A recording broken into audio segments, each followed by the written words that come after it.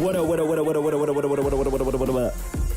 to the BoomBapTricks on All Real Radio. Okay, there you go. Welcome to the BoomBapTricks on All Real Radio. Hashtag WeAreDenver. Yeah, we got an action-packed, hilarious, funny, informative style of day that we're doing today. What's the week been like, Anthony? What's your week been like? I had a good week, man. I did a few shows, made some money. I was up in Wyoming. I went to a horse auction. That was pretty interesting. I seen that. Yeah, they was auctioning off little white kids, too. I was going to get them, but they didn't have change for a $5. I'm not paying more than $4 for a little white kid. Okay. I would have paid top dollar for a white woman, though. I would. Not for nothing weird, but I just want a white woman to complain for me, because white women's complaints get shit. They got top dollar white women in Wyoming, I've heard. Huh? Top dollar. White Top women. dollar? Top dollar. Nah, they don't look top dollar. No? They kind of run. I ain't gonna talk about Wyoming today. I ain't gonna talk about No, I had a good time out there. Yeah. Shout out to Kevin for bringing me back, man. That was dope. Nice.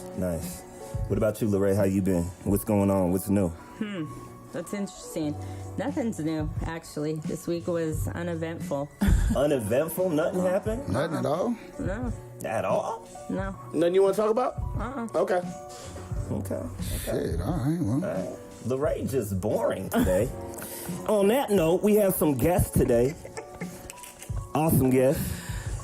Anthony, can you bring in our guests that you brought in today? Well, we have a dope-ass comedian from New York. Her name is Shanna Christmas. That's right. Shanna Christmas. Go on, introduce yourself, Shanna. I'm actually born and raised in Las Vegas, but I live in New York now. I'm from Las Vegas. Really? I'm from North Las Vegas. Oh, Wow. 702. Yeah. 702. Yeah. See, I didn't know that. Yeah, Small world. yeah.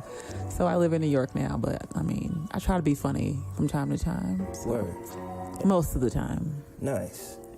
Think of female me. That's her. Just fucking with white people all the time. That's her. Yeah. I mean, not all the time. Not all the time. I think just to start, I'm always like, Okay. just to feel out the room. And You then, are in Colorado, so you gonna I know I was doing a lot of white people. Wow. Like all weekend. It's been. It's all of that. What do we learn about veganese? Veganese. It's just some white people thing. It's a whiter mayonnaise. Yeah, it's not. Yeah, it's mayonnaise without the fun. Okay. You couldn't get more Caucasian. I didn't even know there was vegan mayonnaise. That's what I'm didn't know saying. either. We found that out when I was on stage because mayonnaise was vegan. I thought, enough. But Yeah, no, I think you know. mayonnaise is made out of eggs, Eggs, right? yeah. Mayonnaise is made of eggs. Yeah, you're right. So you gotta whip up the eggs, and that's just too much for the palate. They're like, no, that's too much dairy. It's spicy. And we got a special guest, my man Harold Jamez. What's up? What up, bro? BoomBapTricks. Not much, man. I appreciate y'all for having me, man, on this platform. BoomBapTricks, allwheelradio.com. Harold Jamez, man, voice of a true MC. That's what Voice I've been waiting of a for true all MC. week. Me too. This is what Man. the anticipation was. Oh, that's I did why you didn't do nothing but anything get all ready for week? this. Yeah, I was just waiting. Just waiting for today. Hell yeah, I'm excited to meet the brother because I follow him on Instagram and this dude be somewhere every fucking day. I'm like, Yeah, dude, you man. got your own jet or something? Nah, He's about to buy one, though, I should have went to aviation school to be a pilot, but Right. yeah, I'm always on the bird, like, because I do a lot of moving around. I got a lot of good connects in a lot of different cities. Right. So tomorrow I'm actually leaving again to go to Philly and New York. Sweet. Yeah, but that's on some family vacation. You know what I'm saying? Like I need a rest. Well, you just Necessary. got off a tour. Yeah, I'm still on the tour. The tour took a break for the month of August, and it's going to pick back up in September in the Midwest. So I'll be on some dates in the Midwest, and then it goes over into Atlanta beginning of October for the A3C Festival. Oh, Atlanta. Yeah, so I'll be out there for that. Yeah, you going Yeah. in October? Yeah, October, Atlanta's going to be October 4th through the 8th. Yeah, Very dope. Yeah, it's going to Very be dope. crazy. It's going That to be sounds crazy. fresh. Well, we're gonna get into a lot of different styles of conversation, it seems like, today. We're Yeah. gonna talk a little bit about industry game from my man Harold Jamez, and we're gonna talk about some laughs. Oh yeah. So I'm dropping stuff. I knew that was going to happen. I was just waiting for it. Turn my phone off. I'm done live. You know, your thigh only the size of a twig, ill. Goddamn it. Hey, You gonna hold no leave it phone alone. up. Leave it. I'll still fit though. I Yeah. still hold it down though. Anyways, Harold, we'll start with you today, just because you got a lot of things getting ready to come up that we wanted to talk about. Okay. Are you releasing a book? Is that?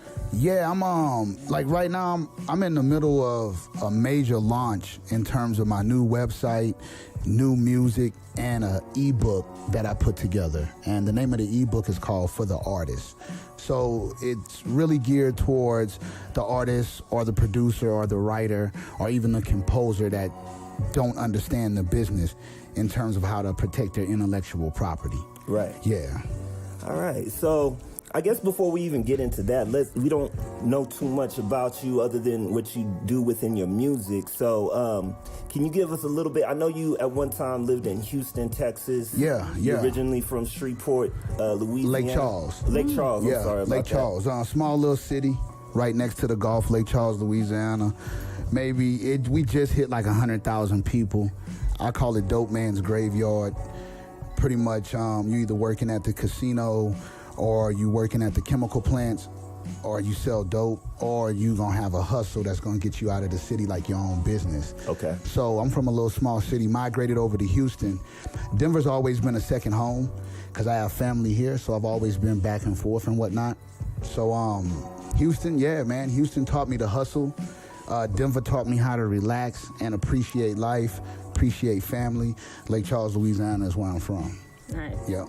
So what was the experience coming up in Louisiana? Like, what kind of childhood did you have? What kind of experiences did you go through coming up in Louisiana? And, like, how did that mold you into who you are right now? A lot of spam, Jack Mac. You know, like, my whole family, like, all honesty, both sides of my family, my mother's side of the family and my father's side of the family, all from the projects. So my mother and my father met because both of my grandmothers lived next door to each other in the projects. So my mom's side of the family is like 10 children. My dad's side of the family is 8 children. So you can only imagine it's a very big family. So basically, man, growing up in Lake Charles, we really didn't have too many opportunities. It's a small city. It's overlooked. You either driving through Lake Charles going west to Houston or driving through Lake Charles going east to New Orleans. So a lot of people really didn't stop in Lake Charles and weren't familiar with the city until the casinos hit. And once the casinos hit, they started doing the riverboats. We was the first city to actually get gambling legalized on the water. Okay. So that's why they had to do the riverboats. So you would walk on the dry land and you could stay on the hotel on the dry land and play the video games or whatever else they have to eat. But once you wanted to gamble, you had to get on the boat, and then the boat would take off from land and go in the bay and then come back and whatnot. So it's still the same. They just did a golden nugget there, just built a golden nugget. Yeah, so it's once again, it's you either working at the boat, which is new, but before then it was all the chemical plants. So we got PPG, we got Conoco, we got Sansol, there's a BP outlet there as well. So I'm just naming like the top ones that I know people know, but there's probably over 20 different chemical plants within the surrounding city of Lake Charles, Westlake, Sulphur, and that's all the little cities that surround my little city. So oil is the money out there. Yeah, oil, gas refineries. They also make plastic. Okay. So they have a lot of different refineries that are doing a lot of different things. So what's the job situation like out there? It's hard. Yeah, it's hard, man. You first, in order to work for the chemical plants, you have to be certified and you have to get a card. It's called a TWIC card. And you have to be able to obtain these cards, but if you have any strikes on your back or a certain type of misdemeanor or any felonies, you're banned from getting the card, just kind of like the medical marijuana card here. If you have a felony on your back, they're not going to give it to you. So one of the ways that they kind of keep us out of the loop of the chemical plants is if you got some strikes on you, man, it's not going to happen for you. Okay. Yeah. Okay. Yeah. So finding a job it's not the easiest. So what's the what would you say, like, as far as money wise, like as far as disparity versus like money, like people with privilege? What does that like gap look like in Louisiana, or where you from in Louisiana? It's a serious gap because it's a lot of old money in Louisiana. It's a lot of plantation money, a lot of slavery money. Okay. Yeah, that's Louisiana. Yeah. You know, so that gap is huge, man. You know, I have a few family members I'm not gonna say a few. The majority of our family has made it out of the projects, and that was just by hard work.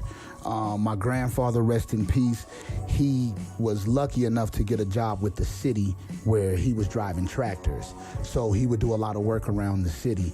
My other grandmother, my grandmother, which is my mom's mom, she kind of really embarked on being an entrepreneur, and that worked out for her, and then she got deep into the church. So when she got deep into the church, there was all different types of programs and missions that she would help with that would help support her and her family. And then my dad's father, he passed when I was very young. So I really don't know what he did.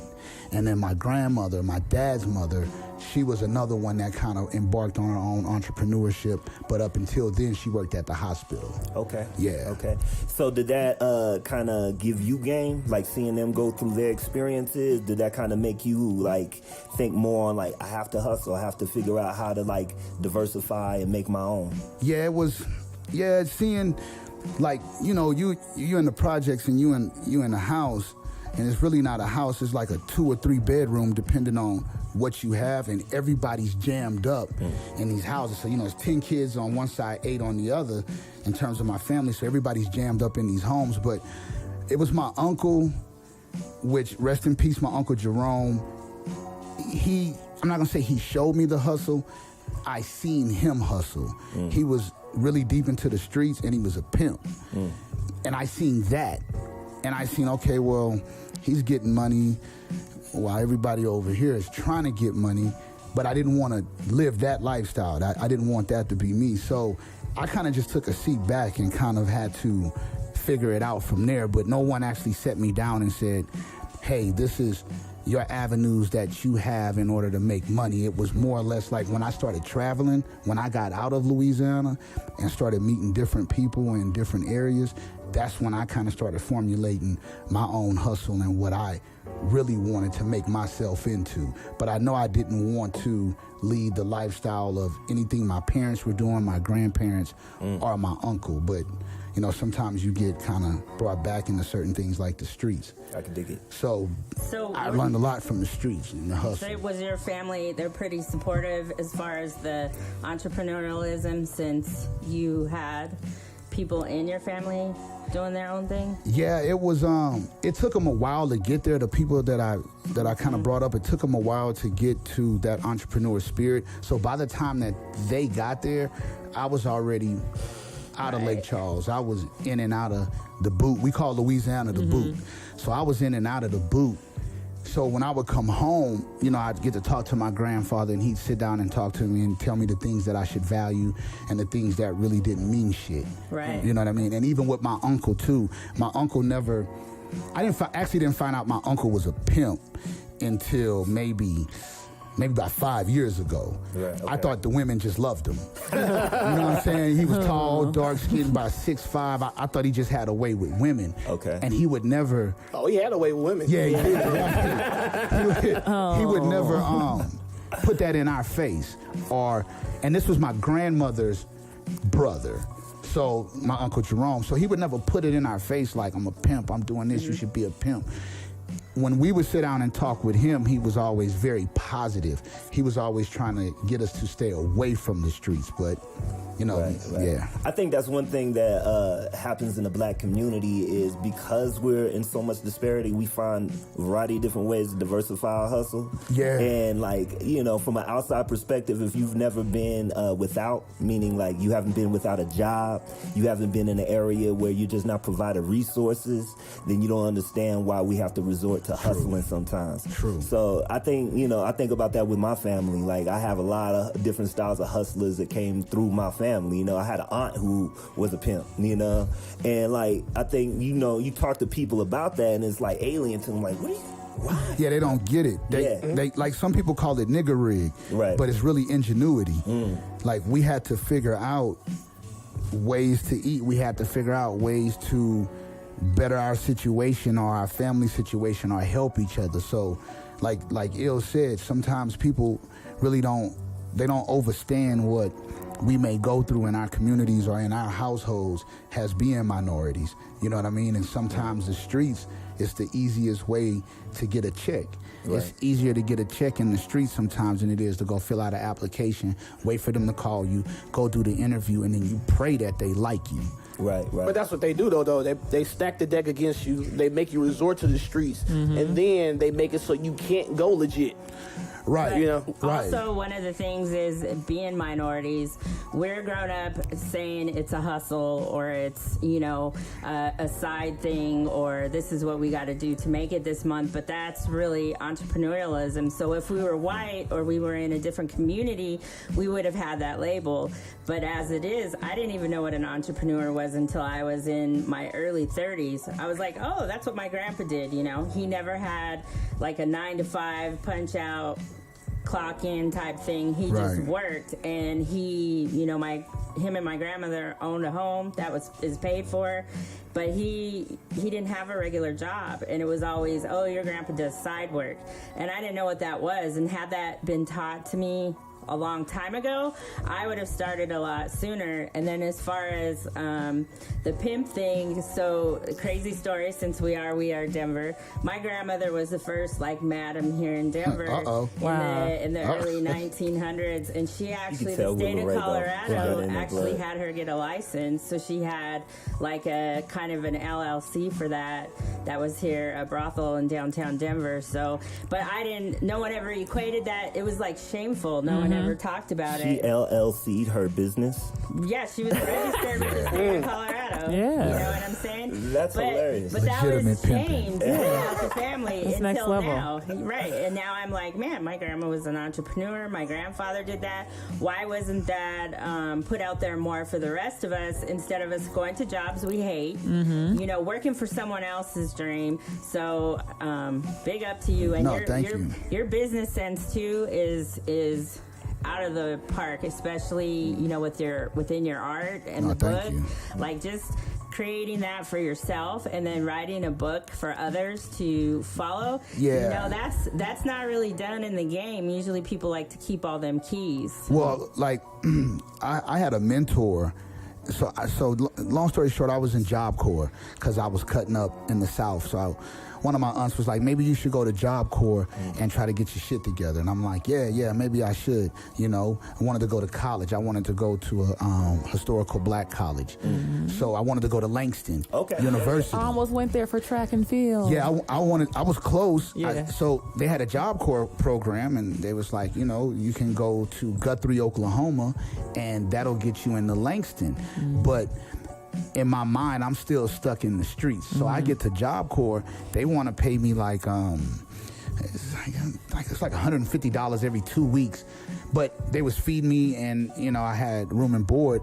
But to me, I was just like, nah, man. So I'm on campus selling weed, you know, and cigarettes and Twinkies and sodas, because you got people that come into Job Corps, they don't know the city.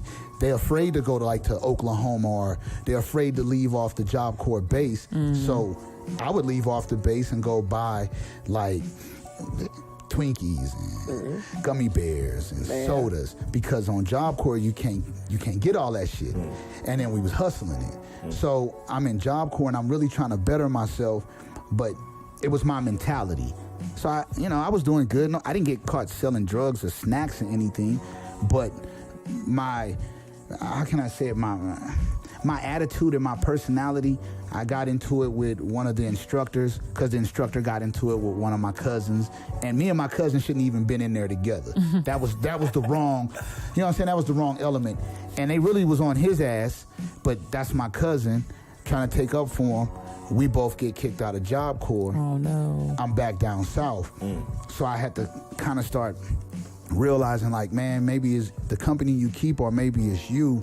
Or maybe it's just, you just hard-headed, bro. So I had to really start figuring things out fast. Fast. And the streets came back to play, like, hey, I'm over here, like, I love you, like, the streets, I love you, like, I can help you. That's the thing about the streets, man. Once you in it, you have to get away from it to better yourself. And that realization you had that maybe it's the people that's around me, or maybe it's me, that's the realization that a lot of people need to have. A lot of people are blaming everything that's happening to them on everybody else and not look at themselves like, okay, maybe it's me. Maybe I need to look internally and see why am I having all these conflicts. But once you have that realization, then you can grow from that. No, you're right. And like, I've never been the type of person to blame other people or like look for a scapegoat. Like, I've faced racism. I've faced black on black crime amongst my brothers and sisters. But even in those trials and tribulations, I never was like, oh, it's their fault or it's the white man's fault. Like, I'm the type of person, I pride myself on figuring it out. Mm-hmm. Like, if I can't get it going this way, then I got to take a left and go, or I got to go right, or I got to go above it or under it or through it. I'm going to figure it out, but I never try to use a scapegoat because that's a waste of my time. Right. Yeah. So you one of the few artists that we've had in here that have like a connection to the home base of this radio station that we air off of, right. Houston, Texas. All Real Radio's based out of there, and then your connection to Denver, right? Yeah. So that's crazy that you already have that like connection. How did that connection happen? How did you end up in Houston, and how did Denver become a factor? Denver's always been a factor in my life. When my dad got out of the Navy, he didn't want to go back to Lake Charles because he knew the ills of the city. He happened to escape them, though. He never dealt with the streets. He never dealt with pimping. He never had to rob, do any of that. So once he got out of the Navy, he didn't want to go back to Louisiana. So he had three choices: Inglewood, California, Chicago, Illinois, or Denver, Colorado. He went to Chicago. The Vice Lords and the GDs, they getting it in. I got family out there. He's from Chicago, too. Right, you know what it is. And then he went to Inglewood, and the Bloods was, they was out. Yeah. Already. And he came to Denver and was like, oh. Like I think most people come out to Denver, it's like, oh my God. Right, and this is it. And one of my uncles, my Uncle Daryl, rest in peace, he already had kind of made his way through Denver a few times, and he kind of put my pops on it. So my pops had moved here, and I would be back and forth between here, Houston, and Louisiana. So some of my aunts migrated from Lake Charles, Louisiana, into Houston. So that's how I kind of started being in Houston heavy.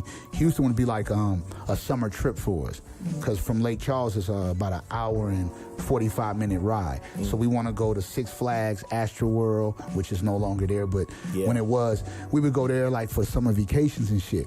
So I would always be I was always like pillow to post, because I was cutting up. Like I was hard-headed. I wasn't bad, like fucking everybody's shit up, but I was hard-headed. Like I had my mind made up when it came to certain shit. So like my aunts or my mom or my dad would be like, nah, you should try to do this. My dad wanted me to go to the military. Nah, bro, I'm not giving my life and my soul to the government. Right. Like, you did that shit worked for you.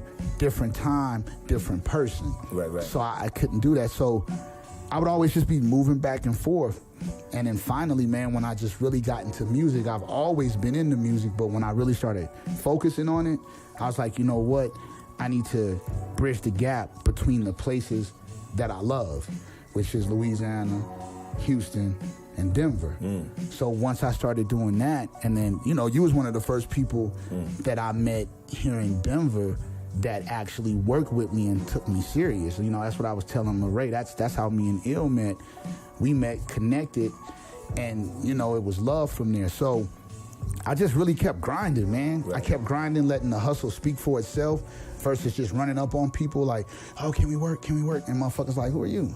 Yeah. I got my own circle going on over here. And you know how it is with MCs. Like, me and Il don't have that with each other, but, man, a lot of these MCs, whether they here, Denver, Houston, Lake Charles, New York, LA, they got egos. Like, nigga, I ain't want to work with you, nigga. Or you rap like this and I rap like this, when it's like, man, this shit music. That segues into, I'd like to have them play some of your music and then also talk about your latest release. And one of the things that you said to me during a conversation we had is that you don't like to be boxed into a certain style like trap. Nah, I don't. And then I appreciated that, because that means that your music is that of what life you have been through. No, exactly. Yeah, can we cue Harold? Thank you. Whatever beat that is playing is dope. That track. Yeah. That track produced that. Yeah, he wanted me to tell you what's up. Yeah, I need to get with him. Yeah. Like, I need to get with you actually, all right. cause you He's fuck, like, you fuck with the hats and shit, right? The hats? Yeah. Yeah, the custom shit, yeah. We yeah, holler. The shirts and all of that shit, man. holler. This one of my shirts right here, just the music is my passion.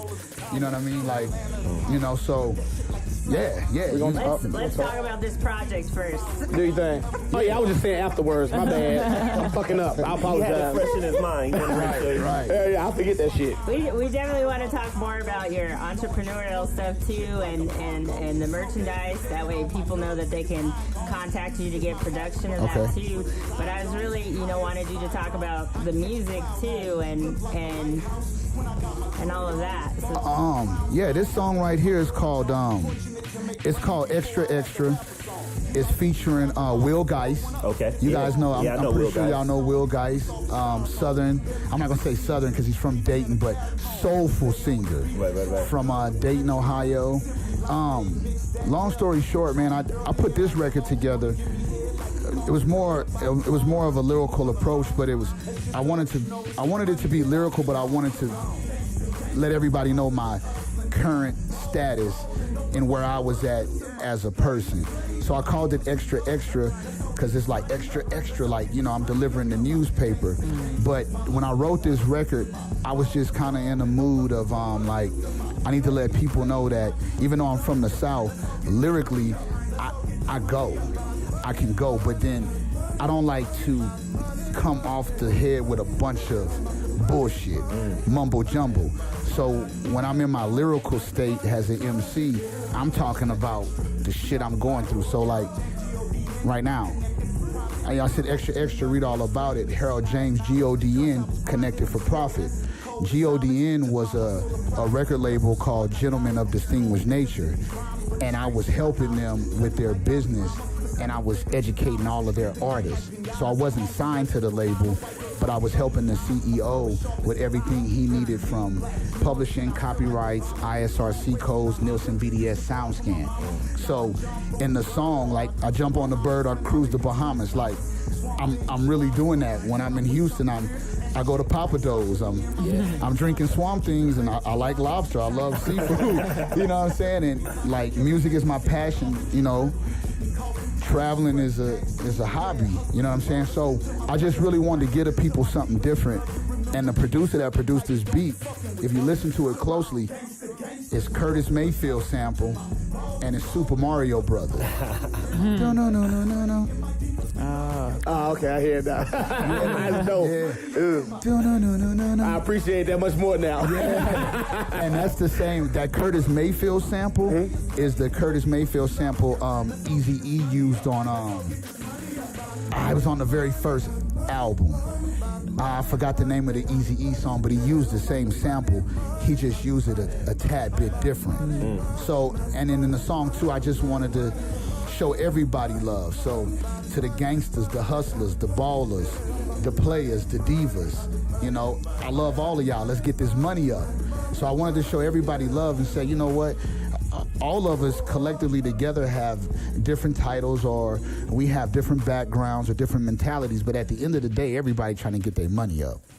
So that's what really made me go in on the song. Nice. Yeah. So I got a question around that. So you mentioned the Curtis Mayfield sample, Super Mario Brothers. That goes into licensing, right? Right. That's why I didn't sell it. Okay. So within that, you also mentioned that you helped different label, the label that you were working with. Yeah, GODN with their licensing and with BMI. Is that who you do your licensing through? Or? Well, I'm with BMI. I'm a writer with BMI, and I have my publishing with BMI. Okay. But the actual label had all their affiliation with ASCAP, but then there were certain artists that had BMI, and there were certain artists that had ASCAP.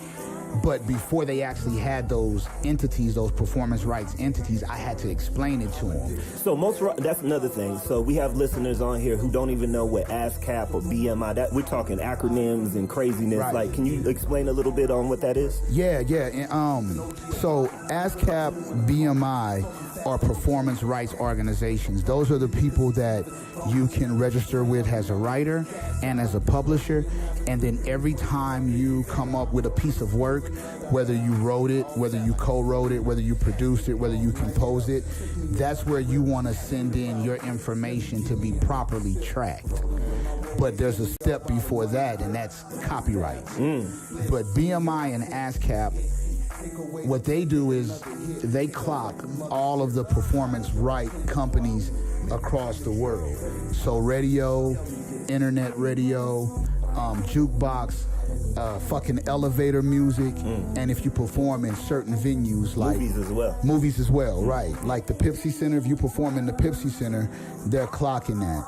You perform at Summit Music Hall, they're clocking that. So certain venues, certain restaurants, certain hotels, they have to pay BMI and ASCAP a licensing fee to play the music that they want to play on their elevator, in their club, or in their restaurant, and in turn BMI takes that money and then divvies it up amongst the artists that the business or entity chose to play. Yep. You hear that? So all y'all need to get his book, his ebook. Yes, it's coming soon. Soon. Which will the official launch will be? Official launch. I'm trying to be honest with you, I'd like to launch it right before Christmas to make it a good Christmas gift for all the artists, all the producers, all the writers and composers that really don't overstand the business, and it's going to be at a really good price. So, let me say by Christmas. So, I got a question around that. So, the industry's changed within the last 15 years, majorly. You know what I'm saying? Some major changes, meaning that the physical sales aren't as relevant as they used to be. They're still relevant, but not as relevant. So right now, I know with the game, most people are putting their music on Spotify, Pandora, internet radio, satellite radio. Right. So that's really how people are kind of generating their money. True. So within that, like, what is your suggestion to young artists who are coming into the game, who don't understand, like, the actual, like, logistics? Because majority of artists that I run across, especially that haven't been in the game that long, they don't even know what I'm talking about when I talk about, are you registered? Do you have licensing? You know? Right. So can you explain, like, kind of the steps of what that looks like as you, like, are finishing a song? Yeah. And then, like, trying to get that song exposure? Yeah. Yeah. Like, when you finish a record, I call them records with songs, but when you finish a song or a record in the studio, one of the first things you need to do is establish who did what on the record. So LaRae might have produced the beat. You might have played the bass over that beat. Anthony comes in, he wrote the hook. She comes in, she writes the first verse, I wrote the second verse. But the artist is that microphone over there, right? So we're all in the studio now. The perfect time to decide who did what is really right on the spot, because once we leave out of this studio, anybody can say, I did that. Right. She could come back and say, shit, I wrote and produced the whole thing. Prove I didn't. Right? So when you finish a song in the studio, depending on if you're working with people that you're used to working with or you working with somebody new, you want to use a split sheet. And then from the split sheet, that decides who gets what. Okay, well, she did this, you did this, he did this, she did this, I did this. And there's 100% share on the whole song. So you take that 100% share and you break it down amongst everybody who actually put in work. Now, if I just wrote a line out of 3 verses, then you're probably gonna be like, hey, Harold, man, we can give you, 3%, because you wrote that one analogy. That was dope. We're gonna use that. We're gonna give you 3%. But if we leave out this building without solidifying who did what, then it's a problem when it's time for that microphone over there to release the record. And the microphone is just the artist. And this is an artist that doesn't write their own music. Right. And then now we got problems with the record label, we got problems with the producer, we got problems with the writer. So to all the artists that are actually writing their own music and you're using a producer, you have to make sure that once you finish that song in the studio that night, unless you trust who you work with, get that shit done, and it's called a split sheet. Real quick, I know a lot of artists who don't understand that, and what ends up happening is the producer does understand that, and they end up paying them out for their rights. Meaning that, like, as soon as that artist comes in the studio, it's like, hey, man, I'll pay you for $150, $200 to go ahead and just record that. Not understanding that, like, that $150, $200 is really like them buying out their rights. And then within them buying out their rights, the producer continually makes money off of that song, even though that artist wrote the lyrics and wrote the song. The producer's getting paid, but the artists themselves, they're not getting anything. They got that $150, $200. Right. You know? Right. That actually happens in comedy too. When you make a special, you sell it to Netflix. Netflix gives you this much. Then Netflix constantly pays it, and they're constantly getting paid over and over again. They just gave you this one lump sum. Right. And then you out the game. What and what they're doing is, like in your situation, like Netflix, or even in the situation of having the song, they were smart enough to collect the residual royalties, the royalties that are going to keep coming in. So like if I'm working with a producer and I pay him out front, and he says I want $500 for this beat, then I have the contract on my laptop that's saying I'm going to own the exclusive rights, and that you're exclusively selling this to me. Then the producer might say, no, Harold, no, bro, like I want my publishing. Okay, who are you registered with? Then it's gonna go two ways. What you mean? Who am I registered with? You're not registered with anyone? I can still put it down, but you have to be registered. So then it goes into a conversation of, all right, bro, what about I give you $250 and I give you this much percentage for this, and I give you your credit. So you're gonna get your percentage as the producer. That's game, y'all. Right. You're gonna get credit, and you just got $250 in your pocket. But if you want $500 to $1,000 or $1,000 to $15,000 for a track, or $20,000 to $25,000 to $50,000 for a track, depending on who you are as a producer, then yeah, I'm not gonna let you rape me for all the publishing, or I'm not gonna let you keep all your publishing because I'm giving you X amount of dollars up front. So we have to find some type of common ground to meet at. So, are you familiar with Chingo Bling? Yeah. Okay. Yeah. So he recently, him and Mike Winfield, actually both bigger comedians, they actually just produced some specials on Netflix. Netflix. But they kept all the rights. So they were the first comedians at that middle level. They're not really like a Kevin Hart or a... Right. But they're, a step down that kept all their rights. Both of them did. And they discussed that. So it's going to be on Netflix. It's on there. But, but they I had no idea Chingo Bling was a comedian. Yeah. I was like... That dude does everything. Huh? I was literally confused when I saw him on Netflix. Like, what's happening? He actually just did an interview with Denise at Real Radio. Yeah. It was a pretty dope interview. You might check it out. Yeah, He Chingo talked- Bling is the truth. He talked about that, actually, the Netflix, keeping all of that. And he also talked about being at that level, the DIY style, and trying to keep everything and not being taken advantage of. That a lot of the radio stations didn't interview him for that Netflix production. So All Real Radio was only the second radio station that asked him for an interview on that. Oh, wow. So he was, kind of like, okay, that means I got to put in more work. And then also, keep in mind who was there and who wasn't. No, that makes a lot of sense. Like, I've had opportunities where I could have gotten money out of the opportunity, but once again, me wanting to do shit the way I want to do it and kind of being strong-headed, I was like, nah, I want to keep all of my publishing. So, like, I had a situation with Universal in 2011, and it was through another label, like a subsidiary label called 26 Element. So they offered me a digital distribution deal. And then with that digital distribution deal, and it was only digital, nothing physical, they said, well, we'll give you X amount of dollars, but we want all of your publishing. Or you can control all of your publishing and we won't give you anything, and you DIY. And I went DIY. I should have took some money. The single was just all right.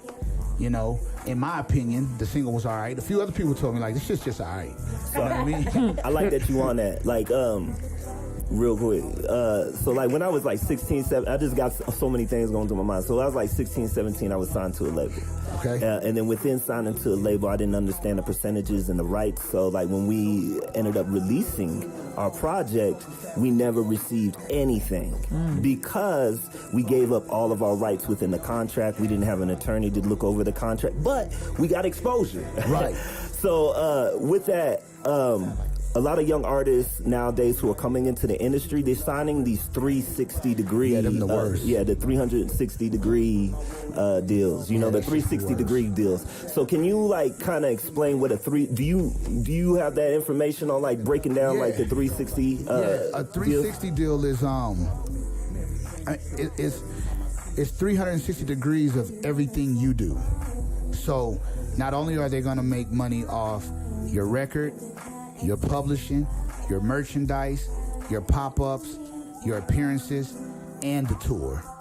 They're gonna rape you all the way around. They're gonna rape you all the way around the board. And like Il said, you get the exposure. With a 360 deal, you really do get the exposure. But the money that's recoupable, Lord, it's amazing because they're going to do what they want with you. So you might want to go to your partner studio up the street, where he only charging you $25 an hour, and you're going to get a good sound. Nah, that's not good enough for them. Exactly. They're going to put you in the $100, $200 an hour studio. And if you're not an artist that got your shit together in terms of your music, you in the studio fucking off time, blowing blunts, drinking, having fun. And next thing you know, 10 hours then went by. You're doing this every day, and then you come up with a couple of records and you put an EP together. Now they got to go out and spend advertised dollars, marketing dollars, promotional dollars. They got to get you on the road. They foot the bill for all of that. Next thing you know, your singles popping the tab bit, and you're like, yeah, I'm making a little money. But with the 360 deal, every time you show up to the club, they already got, you don't get to pick your manager. They've already appointed a manager to you. Exactly. Right. That manager's going to get 15 to 20% of what the club is offering you as an artist. But your money is starting to look really slim because I call it a golden prison. Yeah. You're getting everything you want in terms of the fame and the recognition, but they got you in their prison.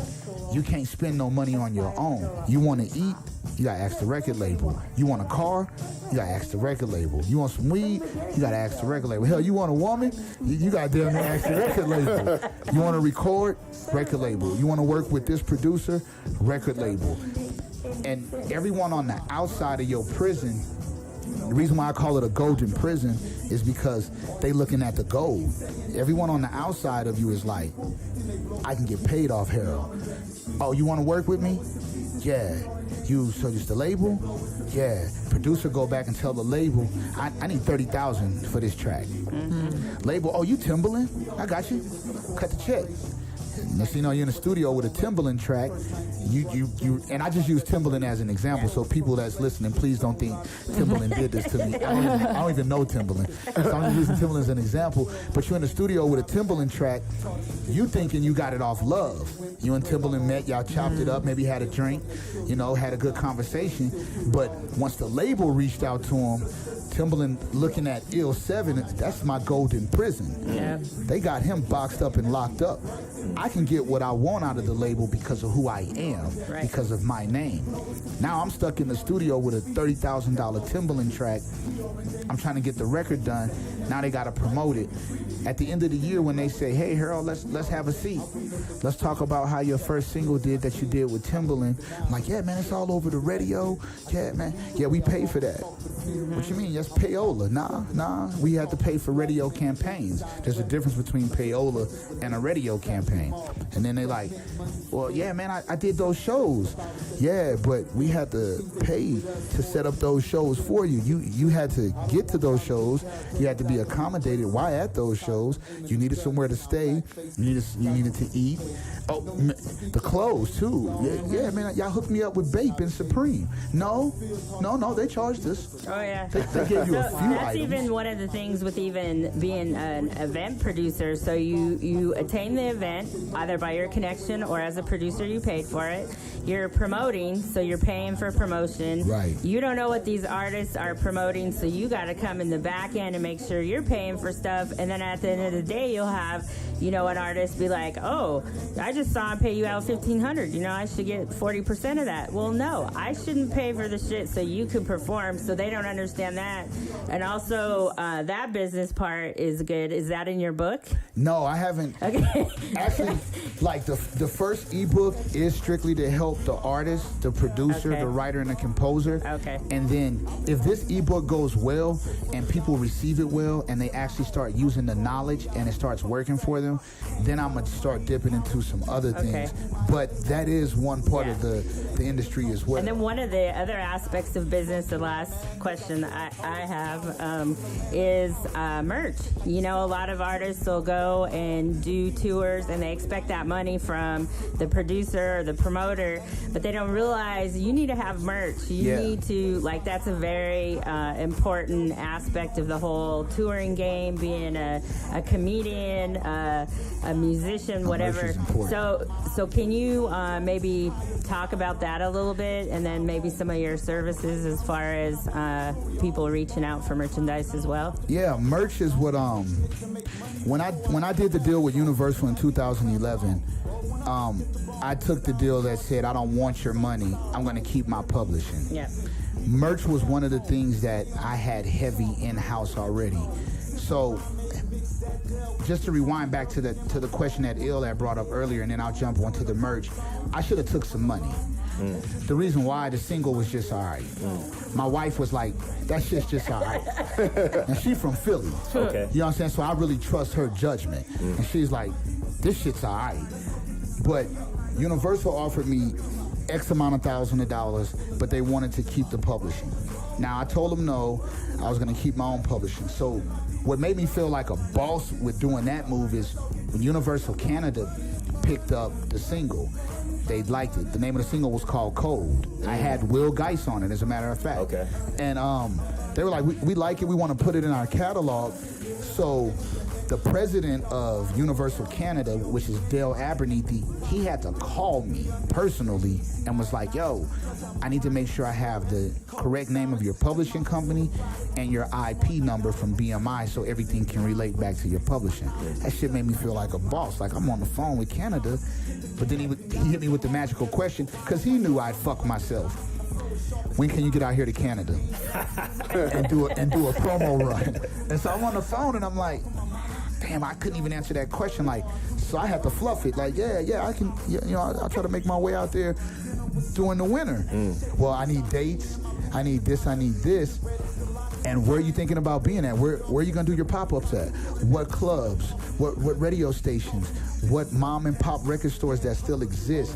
What clothing stores? Where are you going to do your pop-ups at? So he asked me all this after we cleared up my publishing. Right. And I'm thinking, damn, I fucked myself. Because had I took the money from Universal, they would have owned 100% of my publishing. I felt like I could have made that advancement back after I had thought about it, but they definitely would have done what you said earlier when you was with the record label. They would have put me through all the pipelines and all the proper avenues to really help the single go. It would have just been a bill on my back had I not produced the type of numbers that they needed. So to bring it back to merchandise, one of the things that helped me promote that record, just where I was at in terms of Louisiana, Houston, back and forth here and in a few other cities, is I had dope t-shirts, I had a dope album cover, I had dope drop cards and shit that I could give to people. Exactly. So that's what helped me promote it. So that's when I already had took merchandise seriously before then, because I was doing some things outside of Harold Jamez, and I just kind of picked up on it fast. A mentor of mine taught me the clothing game and was like, yo, you really got something as an artist, but here's what you need to do in terms of your brand. So I take merchandise very, very seriously, because that's how we can make our money if we're not making it off shows, if we're not making it off club appearances, or if ain't nobody really checking for the music. Like, yeah, whatever, everybody rap. Oh, well, I got chapstick. Oh, no shit. I know this comedian. He makes his own hot sauce. Swear to God, he calls it hot sauce, and he makes his own label on the thing, and he sells it after shows for $15 a bottle. And he's the only comedian I know that's selling hot sauce. I don't know nobody selling. He makes it himself too. Right. There's more than one way to skin a cat. You know what I'm saying? So And merchandise is big. That's kind of avenue I'm going down right now. I've been, talking to LaRae about it. I'm trying to do like a whole line, not even like connected to my comedy, just a fashion line. No, I got you.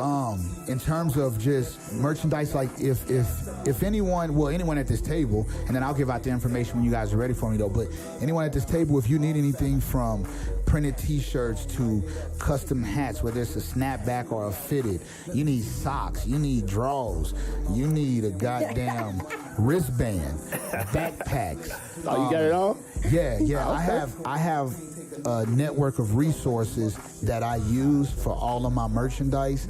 All the prices are really good prices. I'll sit you down, set you up with them, and you kind of take it from there. I don't like being a middleman. Yeah, because they'll keep coming to you and asking you for stuff. Like, nope, here's the people. You got to do that part. Right. Just give me the names. Like, the streets taught me too. Like when I was dealing with the streets, like the worst thing to be was the middleman. Yep. Is the motherfucker be like, you a fucking middleman. I need to talk to the boss. Right. So I pride myself on not being a middleman. Yeah, right. Connecting the source. Right. I'm gonna connect you.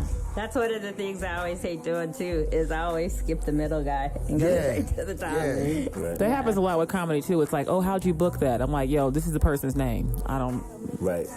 Whether you get booked or not is not on me. You. Like, Yeah. I don't. You got to contact them and do all that stuff on your own. I'll give you the person's name. Right. But I'm not gonna be like, hey, this is my person.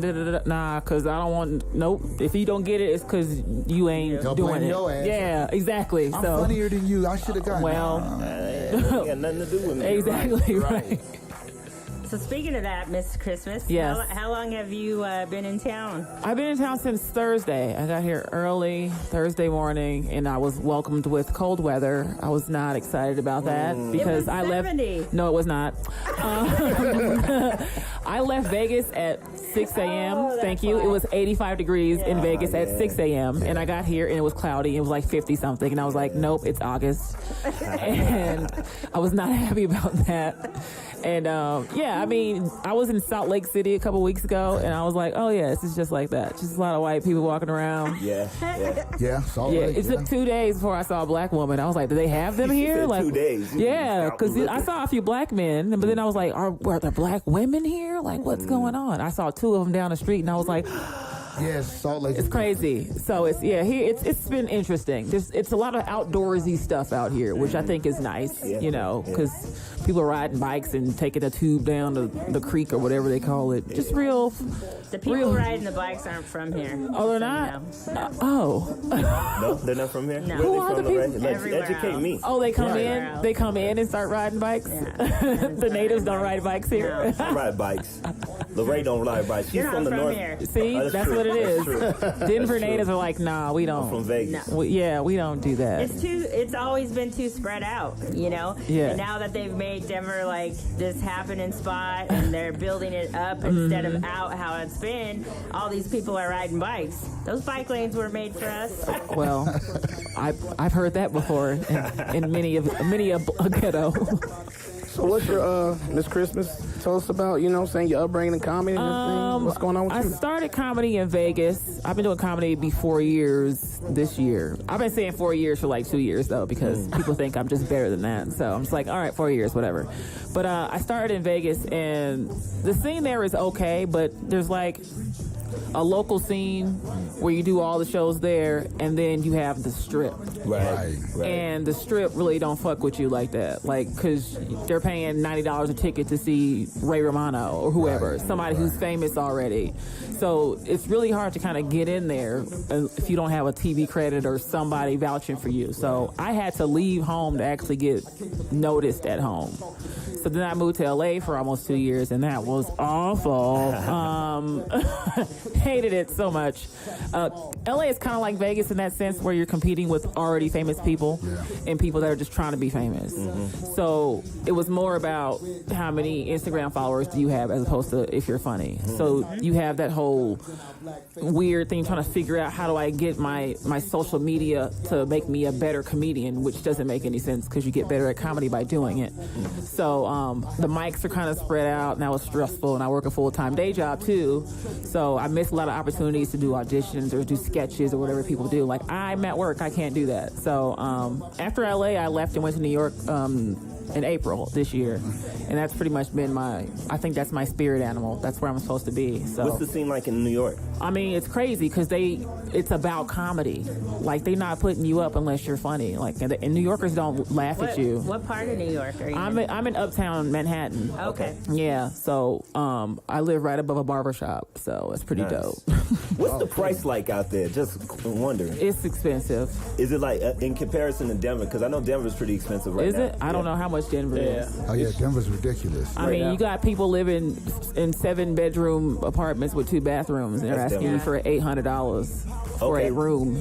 For one room. Gonzo One room. said we have a friend who just moved to Manhattan as well, and he said he's living in a studio for 2 times as much as he was here. So Studios. so it's even more. It's way more. Yeah. Okay. It's super, super expensive. But is it worth it in your opinion? I mean, I went there for comedy, so I'm focused on that, and I'm able to do way more spots in New York than I could ever do in LA or Vegas. So I'm sure if you just move there, it might be kind of hard. Right. But my goal is to do what I'm coming to do. So I don't even look at it like that. So it's what.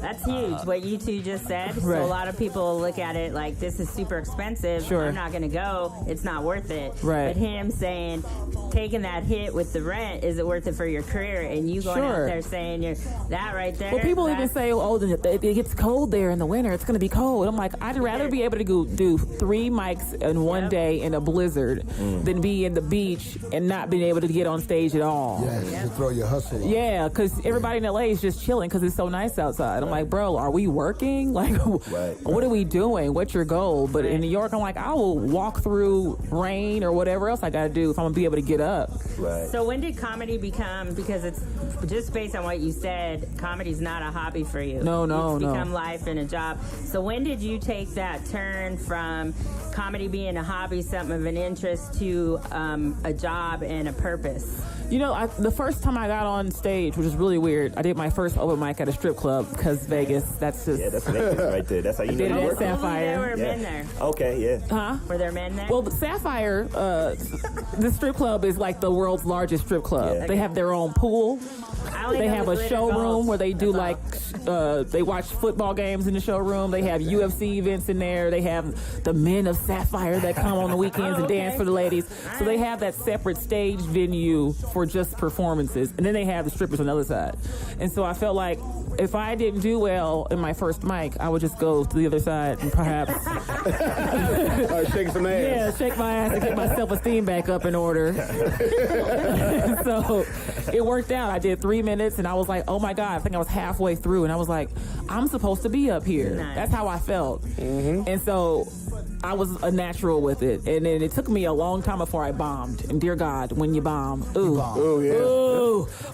yourself. There's no bombing like in comedy. Like No, comedy it's bombing immediately. is- You get, it's like, music or movies. People can hear a song a few times and you're like, I like it. Like if you suck in comedy, it's literally like, That's it. and you want to die. You literally want to kill yourself. Damn. So after my first bomb, I was like, nope. I took like 2 months off. I was scared to go back because I tricked myself. I started out good. You never hear that when you talk to like the greats in comedy. Like, oh, my first time out, I sucked. I'm like, oh, Dave Chappelle, sorry, I was better than you. I came out running. I came out better than you, so I don't know what you're talking about. But yeah, I bombed for a little bit and then I came back. So now I'm more focused on being consistent. I'm consistently good.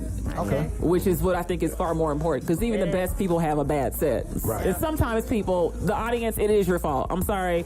I'm not one of those comics that's like, I could have done this or that. Like, some of y'all suck. I'm going to blame you sometimes. If you're sitting there with your arms folded and you're not trying to laugh or whatever, like, you should probably stay home with your attitude. Like, yeah, you got people that come to comedy shows that don't like comedy. Yeah. Like, why the fuck are you here then? yeah. You know? Their wives drag them out. That's what happens. Somebody drags them out. Yeah, that's to do exactly what it is. It's something my wife made me do. With being a female in comedy, I feel like in the entertainment industry, period, it's, you know, a little bit harder for us. Yeah. You know, misogyny runs deep in the entertainment. But then also going to another city, you're constantly having to like revet yourself, even if someone vouched for you. So how is that as a female touring and then also being the new guy in town? I move a lot for my job. I do therapy, so they have like traveling nurses. I'm a traveling therapist, so I've lived in a lot of different cities, so I have no problem kind of starting over. Okay. When I first got to New York, I got there on a Sunday. I started my first day of work on Monday. I went to a mic Monday night. I did really well. I booked like 3 shows at the mic because other comics are producers. So off the strength of what I did that day, I didn't need nobody to vouch for me. Because I did enough on my own. I was good enough. They were like, oh, I like her. She's dope. And so I'm kind of going off my own thing. I mean, there's people that know me, but it's not like you should book her. She's dope. Like I go up there and I'm dope, and then you see for yourself. Right. So, and I think it's harder as a woman because they don't think women are funny. Immediately, oh, she's gonna talk about her vagina. I think it kind of works both ways, though. Like, before they see you, they have this already preconceived notion of you. Yeah. But if you get up there and you're dope and you're a woman, like, they're like, oh, shit, like, we put her up here now. Yeah, you get a lot more. In New York, especially for women, if you are really good, they just snatch you up. I mean, I know this one girl, she's been doing comedy for 3 years, and I see her post every day. I'm doing this, 3 or 4 shows a day I've been seeing. I'm like, I want to be like you when I grow up. It's insane. If you're good, they recognize that, and they just want to foster it and develop it and rock with you. So that's why I want to go to New York and just like, I'm going to be here in a what's those little animal coats? We don't wear animal coats in Vegas. They don't get that cold. Chinchilla. I want to put a dead animal on me and go to a mic. That's what I want to do. Got your chinchilla on. Just show it up and me spit this hot 5 real quick and this ridiculous animal. Man, I remember back in Chicago, everybody had chinchillas at one point. Was that out here at one time? No, y'all. I've been to Not like that. Not Denver, right? It's not that cold. The animal rights people. Peter's going to be throwing paint all over you. Chicago, y'all need avalanche jackets. There's no avalanche happening. Man. It's ridiculous in Chicago. It gets so cold, like, it freezes you. Like, it's like you can feel the ice particles forming on your face. True story. I started crying. Yeah, that's Chicago. And then the wind, it's just, it's like it's just taking you, just shaking you, goddammit. Try outside. Wake up. Be a man. Yeah, man, it get cold out there. It gets under your clothes. Traveling's really fun for me, though, as a female. I mean, I'm used to it. And I'm fortunate enough that your networking skills are actually far more important in comedy than what you do on stage. Being on stage is like 10%. That's the like, business. no one's gonna book you if they don't like you. It doesn't matter how funny you are. So I got a question around that. I know a lot of, not just in comedy, but in the industry, they get caught in the politics. Yes. And they become local fixtures. Like, I just want to take over this city. Yeah. How do you navigate around those politics and make sure that you're still networking and moving around? I've never been a person that kind of hung out with with one like crew of people. Like, I've always kind of floated around. Even when I was in high school, like, I was an athlete, but I was a nerd, so I would hang out with like the smart kids sometimes, and then go run track or whatever and do athlete stuff. Or like, I always kind of had this thing where I bounced around different circles. So I can go do an alt room where people are all goth and weird, or do a show at a comic book store where I'm like, I don't know what the fuck y'all talking about. But I've always kind of been one of those people that floats around. So I meet people in that way, and then when I go to their town, I say, you know, vouch for me in your city. Like, for Denver, I heard Denver's like, they're like, yo, we really don't fuck with y'all outsiders like that. Right. Denver's like that in the industry in general. Remember, I told her. That's what I heard. So I had this one guy who just moved from Denver. He moved to Vegas, and we did like 3 or 4 shows together. And so he was like the mayor for a little bit out here, I guess. So he would go to like the group on Facebook and like, you need to book this person. And so they did. I'm part of that group as well as a producer, and I sit and wait. This is what I do. I sit and wait and watch the click. I watch the click who they book, and I go from for who they don't. Right. Because I know they're slept on. And Yeah. half the time, I'll ask them for an EPK and they'll send it, and I'm like, holy shit, this guy's way better than that clown that y'all said to book. Yeah. And the asshole thing, usually too, if they're within that crew, they're usually an asshole. Yeah. So I've kind of that's bounced the other around. thing. I've done a variety of shows this weekend, and it's like you hear all these different kind of beefs, and it's just so interesting because I don't really give a shit about it. Because when I seen you, when I start seeing the posters, I'm seeing your face. I'm like, who the fuck is this? I'm like, who does she know? Because they don't do this. Yeah. And then when you told me, I'm like, oh yeah, that's their God. So they gonna listen to him. I had him, vouch for me a few times. Which who cares? Yeah. He got you on the show. But I didn't disappoint. I wish I know that. I was a good vouch. So I showed up and I was hilarious, and I continue to be. So thank you. That's why I was on the show. I seen. I'm like, oh yeah, we got to get on here before she get out of town. Yeah. Very dope. So that's helpful in that kind of thing where scenes are like Denver's got its own thing. Yeah, definitely. New York does not have a thing like that. It's too much. You got 12 comedy clubs in New York. I heard they did in Buffalo. I heard it's That's pretty upstate. clicky. I don't know That's nothing why about I asked that. where you're That's a from. small town. Yeah. In the city, you got too many comedy clubs. You got too many stages. It's too much to go around. Everybody's like, this is the person you got to meet. Go to this place on this day and talk to this person. Everybody is super nice about helping you move up. Yeah, New York is really. There's no king of New York of comedy. That's not a thing. Like, there's too many people there. Yeah, you I can't. think what happened here is the comedy scene was small. It was small. And then as it gradually started getting bigger, and then we started getting festivals here. Right. And then, this is Dave Chappelle's favorite place. Right. He just drops in whenever he feels like. So it started getting bigger and more relevant in the scene. And then as it did, the people who were originally in there, or, they kept like gradually just clicking up and Trying to keep it the other tight. people out of if you move like you do, same as Harold, which is interesting. You guys are both similar spirits business wise. That's the way we move too. Or I move. I'll speak for myself. Me too. I've met a few comics from here, and we talked about that. Where they're like, we were born in Denver, and I'm like, well, if you feel like you're stuck, why are you not leaving? Right. And I think for a lot of people, it's just fear. Honestly, it's like, well, people leave Denver and they end up coming back. I'm like, that's those people. You should look at that example and go, well, what did you do wrong, and then not do that. Well, no, they learn that if you don't travel and try your comedy in different areas, you realize that, okay, I'm only good here. Right. And like you say, they get scared and they don't want to go out there and try anymore, so they stay here where they got some recognition. Right. Whereas once I started, I was out there. Yeah. The whole story you told about being good real quick, that's kind of how I was, because I met you, a year in at the Improv? Yeah. Yep. I was hosting at the Improv, 4-5 months into comedy. Right. Which is kind of unheard of. That's fucking insane. I saw him at a New Faces contest, and I would always go out and scout out to see, who was out there. Because if you're not in the clique, you're not playing the shows. So I would have to go to like the new comedy night, see who was out there, so I could pull people in to do my events. Right. And Anthony came up, and I had never heard of him. Right. Hadn't seen him on any shows, and he crushed it. And I was like, who the hell is it? Like, no one really, knew. Right. And then so I went up to him and I was like, you have to do my show. Right. So, and we've been doing things since, but I think that's a huge thing too. And then also, why do they think they came back? Maybe they left to develop and grow bigger and come back and conquer here. Just because they came back doesn't mean like they I don't failed, know what the logic is for them. They think if you come back, you failed. No. But and that happens too, by the way. It's not. They're not going off to LA and becoming. Sometimes they aren't doing anything because LA can be like that. If you're new and you don't have any like connections to people, nobody will like even talk to you because you can't help them advance themselves. Right. So when I first got to LA, I was of no use to anybody. And then all of a sudden I got booked to host this show at the Improv, and they were like, so how'd you get that? I'm like, oh, now you want to talk to me? That's interesting. Yeah, so that's you how can it see, is. Yeah, it was really. So recently, this is nothing for you to even comment on, but I'm just going to say it. So recently, I had a couple of female comedians who wouldn't do a show that, Anthony curated for one of the venues I do. And but after the event, they wanted to comment to other people who did it. you know. So that stuff runs deep. Yeah.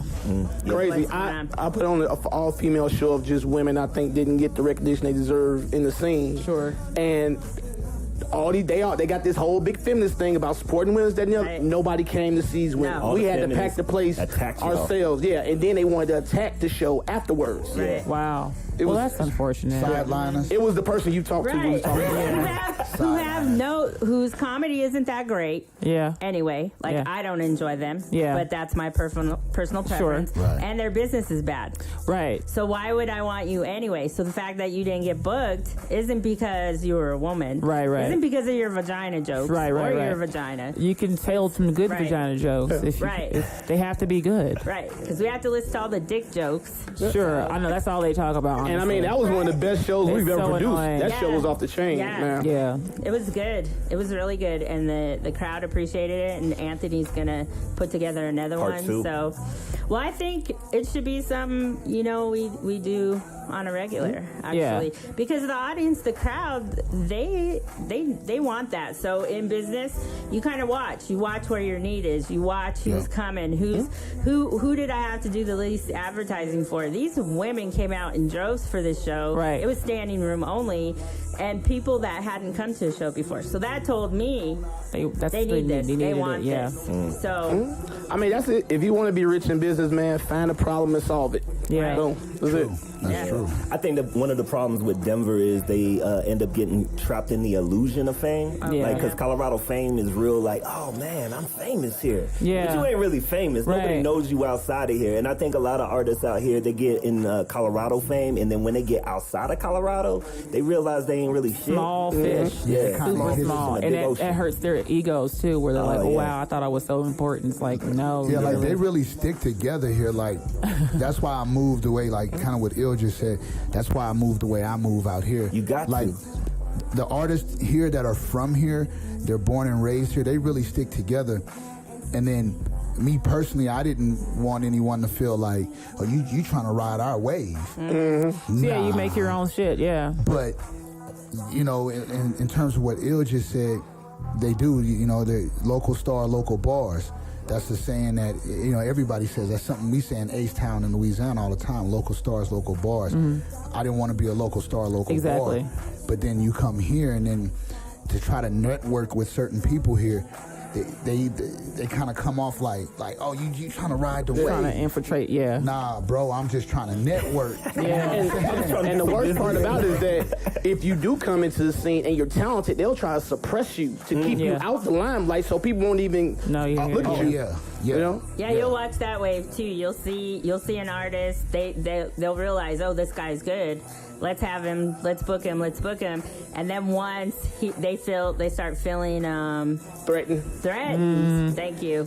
Then they quit booking you for a while. Yeah. Until they have no choice but to book you again. That's why we do like Christmas. You just book yourself. Yeah, I booked. I'm on this tour, you guys. I call it the Thirst Trap Summer Tour. I've been on it since early July. I went to Montreal for a week and did a show up there, and then I did a week in LA, and then I was in Vegas for 2 weeks. And I got passed at a comedy club there, just on some because I'm dope. And I added on Denver as like the end of the tour, but people saw that. Like I had made this flyer with a picture of me, of course, and like all my dates, and people were like, "Holy shit, you are doing so many dope things." And like some of this stuff is just bar shows, but somebody asked me if they could open for me. Yeah. And I was like, that's not what I'm doing at all. But that's how you work social media, though. They looked at that and thought that I was really like doing some legit. I mean, it's legit, but it's not like you tell an old school comic, you going on Twitter, say with who? Because that means, oh, Cat Williams, right? No, I'm just touring. I'm just going by myself and just doing it. Yeah. They're like, oh, okay. Yeah. But to people that are like the same level or below, that looks like really, really dope and shit. To people that don't do comedy as well. Right. Yeah. I sent that flyer to people that haven't booked me before, and they ended up booking me when I went to LA because they were like, holy shit, you're so busy. That must mean something's happening. Exactly. So I booked like 2 other extra shows in LA off that flyer. I sent a newsletter. Right. And here's my news. Yes, here's what I'm doing this month. It's That's gonna be so great. Though, man. And I had to change my flyer like 6 times because I kept adding new dates to it based off of that one little flyer I did. So it's been really good to kind of prove that I'm actually working on my own. I can do this by myself. I'd rather not. I want somebody to sponsor me now. Can someone? Hello, can someone please just... Because it's a lot of work to try to balance your day job and do shows, and you're not sleeping very much. So it's a lot of work that I'm doing, and I'm proving right now you can do it. It's not too hard. Right. I mean, you book a lot of this stuff by just asking. People don't even realize, like, oh, how'd you get there? I'm like, I called the venue. Right. The simplest thing. Yeah, because people think it's some magic thing that's happened. I'm not. They don't know who I am. I have to call them and say, hey, I'm going to be in town. Can I do a guest spot, or do you need a host or whatever? And they say, hold on a minute. And then sometimes they go, sure. And you're like, sweet. But they don't know who I am. And you go out there and you crush it, and then you get more shows. Exactly. But people think it's some science behind it. Like, it's literally the simplest stuff. Like, you go to the website, you get the number, you call the booker or whatever, and see what happens. But nobody wants to do that. I think a lot of people are waiting for, no matter what you do as an entertainer, as a person in business, I think a lot of people are waiting for like this magic somebody moment to come get them. Yeah. Right. And that shit don't happen. No, you have to create your own opportunities. Right. You have to be the magic once you show up. Right. If anything, like I'll give you a shot, because I ended up getting 2 guest spots at the Laugh Factory at the Tropicana on the Strip when I was at home. And I was talking to this manager in New York, and he happens to know the owner of the Laugh Factory. So I was in town. I was like, can you reach out to him and see if he'll give me a guest spot? And he was like, you got a guest spot tonight. And I was like, holy shit. And so I did my guest spot at 8:30, and he was like, do you want to do another one on the next show? And I was like, okay. And he was like, I like you. I'm going to start booking you as a host. Wow. Yep, that's it. Because I asked somebody that to, you know what I mean? That would have never happened if I wasn't thinking about it like that. But that's what I wanted to do, and now I'm in. So I got a question. So, like, with you doing stand-up comedy, have you thought about getting into writing? Is that something that you're trying to evolve into? When I started doing comedy, I would have people that come up to me and say, you're a really good writer. And I'm like, I don't know what that means. Because when I think of writing, I think of, like, the formal piece of paper and what font and how many spaces are in between the lines or whatever. But I'm actually reading books on screenwriting and stuff like that, because I'm a technical person. I'm not one of those people like, I'm going to just throw it out there and see what happens. I hate that. It's a perfectionist thing that I have to deal with, but I don't like it. But I do want to start at least writing on sitcoms or something like that, or even like writing for like the Daily Show or whatever, like one of those correspondence kind of things. In New York, I think I'm probably going to jump into it more, because there's so many people that write for shows that I'm meeting that can actually try to help me figure it out. But I definitely want to write, because writers get paid. You want to be the one black writer, the one black hood writer in a room full of Stanford graduated white writers. Yeah, well, they need us in there for sure. Yeah, they got to add a little bit of flavor in that. They definitely need it in there, because we don't need white folks trying to explain anything for us anymore. It's bad. So you're right about that one. I definitely want to be a writer at some point. So that's the next venture for me, is trying to figure out how to submit scripts to stuff and But whatever. You know what's funny about it? You don't even need to know how to write. Look at Dion Cole. I know that. Yeah. It's me. Yeah. It's my issue. I want it to look good when I give it to somebody. Like, get this trash off my desk. You're like, no, but it's, if you just look past the coffee stains in this weird font, you would see there's golden stuff in here. Is that your writing process? Do you usually sit down with your notepad, or do you just carry it? For jokes, I kind of do both. If I have an idea, I'll put it in my phone. Okay. And then from the phone, I'll write it in my notebook to kind of see what happens. And then on stage, you kind of write more from what you wrote on the piece of paper, because on stage, you kind of get this improv You're not taking kind of that notepad and that phone with you on stage, right? The phone is there to kind of get audio, but I remember it, because when I write it down, I have the memory of writing it down. Right. So that's one of the things too. I'll see a comic who's booked on all these shows, and pull then, the phone like out. you said, I'm like, they must be good. So I'll go see them, and they're, they got a good 10 minutes, whatever. Yeah. So I'll book them, and then these shits bring up the phone, and they're like doing it. I do I'm that not paying you. Do that at the open. I was gonna mic. say, I've done it at maybe 3 or 4 mics my entire career of comedy. I try to remember what I'm going to do before, and then that's it. And but another for thing shows, I hate, you're being paid to headline or to feature. Sure. Headline and feature. Don't sit there and look at the crowd like, what do I want to tell you now? Kill yourself. I hate it. I hate it. When anyone says, what do I want to talk about? It's like, how do you not have an idea? Because you should be doing pretty much what you've been doing. Yeah. It's not like you're making up new material every night. You shouldn't be. I understand pivoting if it's not landing. Sure. Yeah, go ahead and pivot. But that's the problem. Don't look at people blankly like, what do you guys want to talk about? I don't do that. A lot of comedians don't know how to pivot. Once they're going down a hole, they don't know how to pull themselves out. Because it's never happened before. Or somebody heckles them, they don't know what to do. So as a comedian, you all actually sit down and write a routine. We have a set list. Yeah. Okay. Yeah. Some people write down. I knew a comic that wrote every single word down, word for word, like a script. And he would read it like that. I did, but that's what happens. You get mechanical to that writing. That thing, and so I did that like the first week, and then I noticed that I couldn't. If I missed a word or something, it threw me off. Yeah. So I'm like, I'm funny enough to go up there and just fuck with, you know what I'm saying, do it off the top of my head. Right. And a lot of times, that's that naturalness will make it a lot funnier than it is if you wrote it down. It's conversational. And then I'll write it down. I'll write down afterwards. Yeah. You could tell when Anthony too, just in the last year, his confidence level changed. That's most of it. And then once the confidence is there, it doesn't matter if you missed a word. Yeah. Like you're confident enough. Because I do bullet points. My set list is just like 10 different things because I remember what my thought was on each thing. Okay. And then it leaves me room to expound. If I have another thought, I'm like, oh yeah, I can tag that up. Now that joke that used to be 5 minutes is now 7 or 10 minutes. Okay, that makes sense. So I don't like to kind of get stuck into this is what I'm doing every time. Right. And then you kind of I used to put, my set was always the same. And then I started doing these things where I put my closer at the beginning. So it makes you have to end on a different joke and make that one better. So it's all this stuff you can do for yourself as a comic on stage. They don't know. Right. You know what I mean? So that's the way I write now too. It's kind of like, well, this joke isn't that great, but if I do it last, it has to be better than the first one. So how can I make that better? Yeah. So. And another thing one thing I like to do to challenge myself and just get used to like people heckling, I'll go out to the audience and I'll try to start a conversation with somebody in the audience and make them lead me into the joke. And then go into the joke, and then just constantly keep doing that, and it just makes you better with interacting with the crowd. I hate talking to the audience. Don't talk to me. I love it. So you don't like the heckling? Well, I mean, it depends.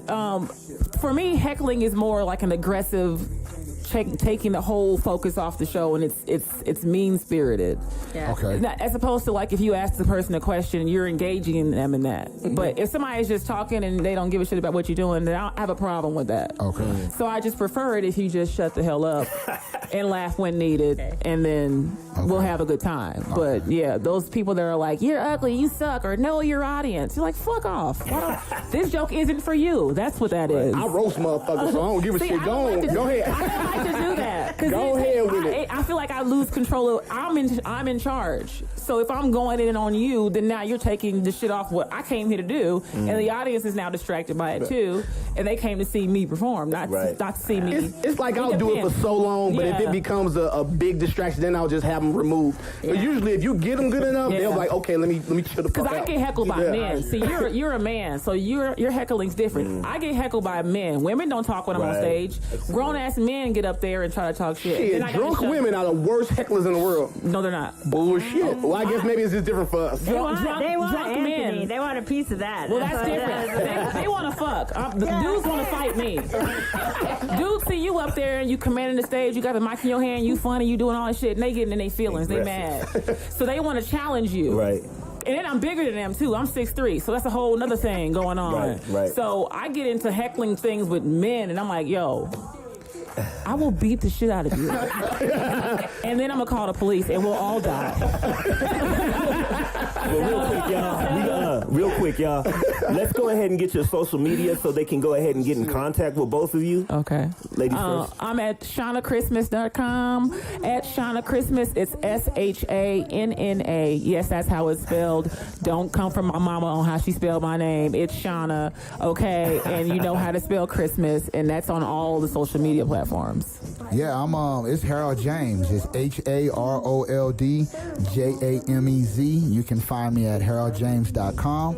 It's Harold Jamez on Instagram, Harold Jamez on Twitter, Harold Jamez Sound on Facebook, or Google just Harold Jamez. Remember, spell it with a Z, not an S. There you Sign go. up for that newsletter so you all could get his Yeah, post. subscribe. Go to my website, Yes. subscribe. And I'm 5280 Entertainment, and we have a couple shows coming up. We have next Thursday, we have a comedy show at Rising Sun. This Thursday. Distillery, the 10th? This next Thursday. Well, Thursday coming up. Yeah. Cool. Thanks for the correction on Just that. today's It's not Sunday. Thursday yet. It's this next Thursday coming up. And then we got the Leo party. And then we got the Leo party on the 19th. Turn up, King. at Turn up, Bar King. Red It's about to with get real. DJ Skip Rip, and Anthony will be wearing his big white suit. He ain't gonna be wearing the same You suit. wait till you He see ain't this gonna be wearing the same motherfucker. suit. God damn it, I If can't he's wait wearing to the same suit, he doing something wrong. Oh, you know better than that. Come on now. That Make sounds sure like you some all go fuckery. out to Meet in the Street on Saturday. Saturday. Yeah. Oh, I'll be on at Meet in the Street on the 19th. So, are you on this Saturday? I don't think so. Okay. Me and Anthony will probably both be at Meet in the Street on 19th. I'll be there in some type of capacity, goddammit. Yeah. And before we go, I would just like to say to anybody that's thinking about getting married, don't do it. Don't do it. It's a bad decision. It will end horribly. Don't do it. But if Send you Anthony do want, your nudes. if you do want entertainment, you can book me at your wedding, and then you can get divorced. There you And go. I can do that too. Shout out to Ghost House Studio. The Ghost We House. Are Denver, hashtag We Are Denver. Thank you guys for listening. All Real Radio. Download the app if you haven't downloaded the app. Get on that shit. What's wrong with you? www.allrealradio.com. BoomBapTricks. Peace, y'all. Taught us violence won't leave us alone. I had some Skittles I was